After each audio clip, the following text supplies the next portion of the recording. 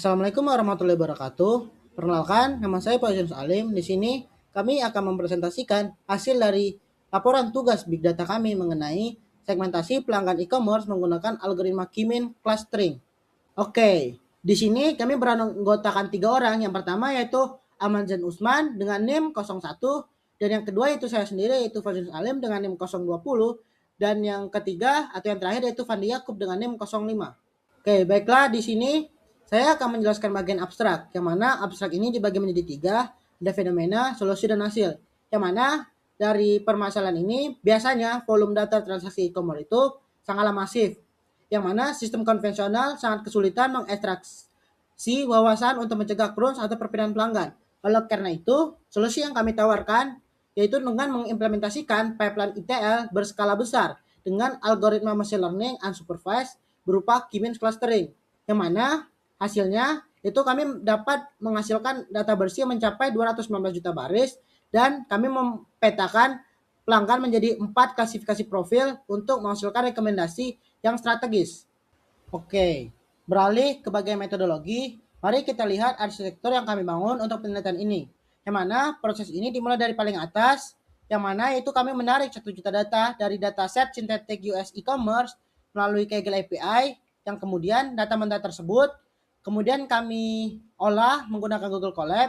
Di sini data melewati proses ETL dan pembersihan data atau data cleaning untuk memastikan kualitasnya, yang langsung dilanjutkan ke proses EDA untuk menggali pola awal. Yang kemudian setelah datanya benar-benar siap, kami memasukkan tahap intinya yaitu pelatihan model machine learning seperti yang bisa Anda lihat di diagram ini, yang mana itu proses ini bersifat interaktif, yang mana jika proses model dirasa belum optimal, maka kami akan melatih kembali dengan menyesuaikan parameternya.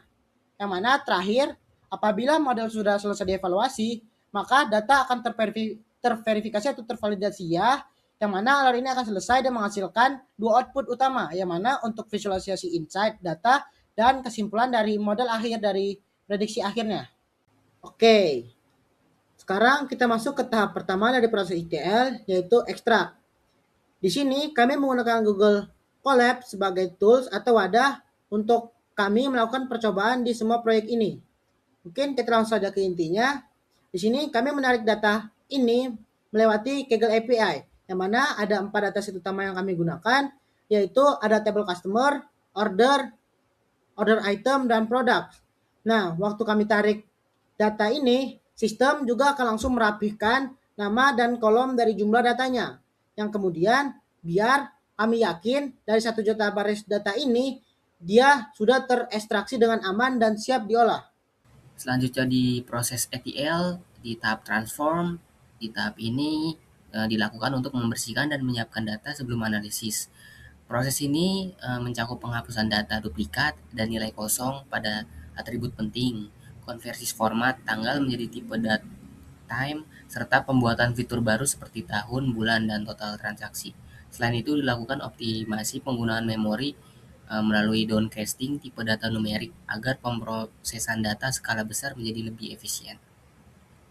Selanjutnya di proses ETL tahap load itu dilakukan dengan menyimpan data yang telah dibersihkan dan ditransformasikan ke Google Drive dalam format Parquet. Format ini dipilih karena lebih efisien dalam penyimpanan dan pemrosesan data berukuran besar. Data yang tersimpan kemudian siap digunakan kembali untuk tahap EDA dan pelatihan model machine learning.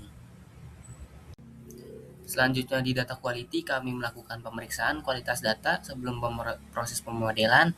Hasilnya menunjukkan terdapat missing values sebesar 6,62% pada atribut waktu pengiriman, yaitu order delivered carrier date dan order delivered customer date. Nilai kosong ini masih dianggap wajar karena dapat terjadi pada pesanan yang dibatalkan atau belum selesai dikirim. Selain itu, kami tidak menemukan baris duplikat sehingga integritas data sangat tinggi dan analisis dapat dilakukan tanpa risiko bias akibat data ganda. Setelah proses pembersihan data dan optimasi memori melalui downcasting, seluruh data penting berhasil dipertahankan dengan total 2.199.819 baris transaksi yang siap digunakan pada tahap pelatihan model berikutnya. Oke, selanjutnya hasil analisis deskriptif. Di sini terdapat grafik yang menampilkan jumlah transaksi bulanan dengan satu pola utama yang mencolok. Yang pertama lonjakan holiday season di bulan 11 dan 12, yaitu terjadi lonjakan transaksi yang sangat tajam pada bulan November dan Desember yang mencapai lebih dari 330.000 transaksi. Penyebabnya adalah puncak aktivitas belanja yang didorong oleh promo akhir tahun, libur Natal, dan tahun baru. Sebagai perbandingan bulan-bulan sebelumnya itu jauh lebih sepi dan stabil di kisaran 125.000 hingga 210.000 transaksi. Selanjutnya hasil kategori produk terlaris dapat terlihat dari grafik top 10 kategori produk paling laris itu menunjukkan bahwa kategori elektronik mendominasi penjualan dengan hampir 700.000 transaksi dan fashion berada di posisi kedua dengan sekitar 475.000 transaksi dan diikuti home goods dengan lebih dari 300.000 transaksi. Kategori lainnya seperti toys, furniture, dan books memiliki volume penjualan yang lebih rendah dan relatif berdekatan. Sedangkan auto menjadi kategori dengan jumlah transaksi paling sedikit. Ini menunjukkan bahwa minat pelanggan paling tinggi berada pada produk elektronik dan kebutuhan gaya hidup dibandingkan kategori lainnya. Memasuki tahap pemodelan K-means, tantangan utamanya adalah menentukan jumlah klaster pelanggan secara objektif. Kami menggunakan evaluasi metode elbow, dan seperti yang terlihat pada grafik di kiri ini, kurva mengalami penurunan tajam, lalu melandai drastis membentuk patahan tepat di angka 4. Keputusan membagi data menjadi 4 klaster ini tervalidasi dengan sangat baik oleh metrik evaluasi di kanan. Slot skor kita mencapai 0,33 dan Davis-Boolean Index di angka 1,04, yang mengartikan bahwa separasi antar klaster sudah terdefinisi secara optimal. Dari pemodelan tersebut, kita membedah profil yang pertama, yaitu klaster VIP. Kelompok ini adalah yang paling menguntungkan dengan rata-rata belanja tertinggi menembus $6.600 dan frekuensi transaksi yang sangat sering.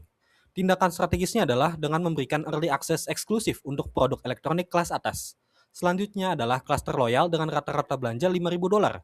Karena mereka adalah penggerak utama operasional harian, strategi terbaik adalah menembak mereka dengan promosi cross-selling berupa bundle aksesori elektronik untuk terus menaikkan nilai keranjangnya. Berikutnya adalah klaster reguler yang merupakan kelompok mayoritas platform ini. Mereka berbelanja di nominal menengah sekitar $2.800. Untuk memaksimalkan kelompok ini, kita bisa memancing peningkatan frekuensi belanja mereka melalui kupon cashback bersyarat. Terakhir yang paling krusial adalah klaster pasif. Mereka berdaya beli paling rendah dan sangat jarang bertransaksi. Resiko churn kelompok ini sangat tinggi, sehingga manajemen harus segera melakukan mitigasi dengan mengirimkan notifikasi push promo retensi besar-besaran, agar mereka tidak pindah ke kompetitor. Sebagai kesimpulan, arsitektur Big Data yang kami rancang terbukti sukses dan efisien. Proses ETL mampu mempertahankan 100% integritas data, yakni sekitar 2,19 juta baris transaksi bersih tanpa redundansi memori. Algoritma K-means juga secara akurat memetakan jutaan pelanggan tersebut ke dalam 4 profil yang terpisah jelas. Pada akhirnya, hasil analisis ini memungkinkan pihak manajemen platform untuk mengeksekusi strategi pemasaran yang sepenuhnya data-driven, memaksimalkan retensi pelanggan VIP, sekaligus memitigasi resiko churn dengan presisi. Sekian presentasi kami, mohon maaf bila ada kesalahan. Terima kasih. Wassalamualaikum warahmatullahi wabarakatuh.